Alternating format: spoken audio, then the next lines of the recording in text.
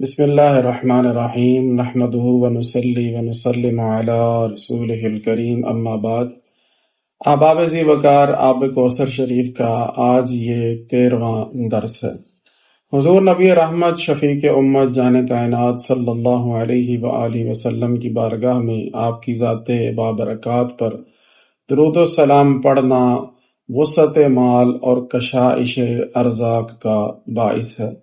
بے شمار برکتیں درود پاک پڑھنے سے حاصل ہوتی ہیں۔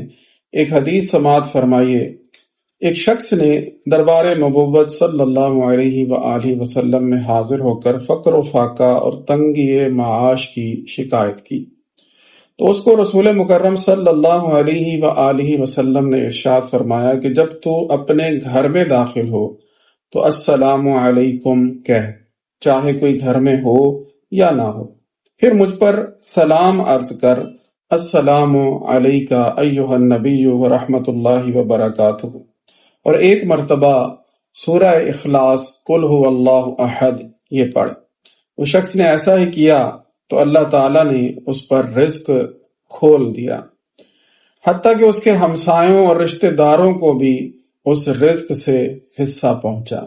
یقیناً یہ حدیث پاک سن کر آپ کے دل میں حضور نبی رحمت صلی اللہ علیہ وآلہ وسلم کی عظمت مزید اجاگر ہو گئی ہوگی، تو پھر محبت سے درود پاک پڑھ لیجئے، الصلاۃ والسلام علیکہ ایہا النبی ورحمۃ اللہ وبرکاتہ۔ درود پاک پڑھنے والے پر آقا کریم صلی اللہ علیہ وآلہ وسلم کی نظر رحمت کس طرح سے ہوتی ہے، اس حوالے سے ایک واقعہ بھی سماعت فرما لیجئے۔ ایک شخص کے ذمہ 500 درہم قرض تھا، مگر حالات ایسے تھے کہ وہ قرضہ ادا نہیں کر سکتا تھا۔ اس کو نبی اکرم صلی اللہ علیہ وآلہ وسلم کا عالم رؤیا میں یعنی خواب کی حالت میں دیدار نصیب ہوا۔ اس نے اپنی پریشانی کی شکایت کی۔ حضور صلی اللہ علیہ وآلہ وسلم نے اپنے امتی کی پریشانی کی کہانی سن کر فرمایا کہ تم ابو الحسن کیسائی کے پاس جاؤ اور میری طرف سے اسے کہو کہ وہ تمہیں 500 درہم دے دے۔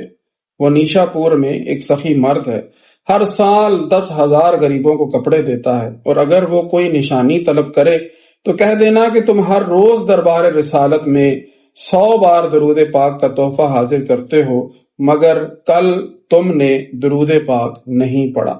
وہ شخص بیدار ہوا اور ابو الحسن کیسائی کے پاس پہنچ گیا اور اپنا حال زار بیان کیا، مگر اس نے کچھ توجہ نہ دی۔ پھر حضور صلی اللہ علیہ وآلہ وسلم کا پیغام دیا تو اس نے نشانی طلب کی، اور جب نشانی بیان کی تو ابو الحسن سنتے ہی تخت سے زمین پر کود پڑا اور دربار الہی میں سجدہ شکر ادا کیا۔ پھر کہا، اے بھائی، یہ میرے اور اللہ تعالیٰ کے درمیان ایک راز تھا، کوئی دوسرا اس راز سے واقف نہ تھا، واقعی کل میں درود پاک پڑھنے سے محروم رہا۔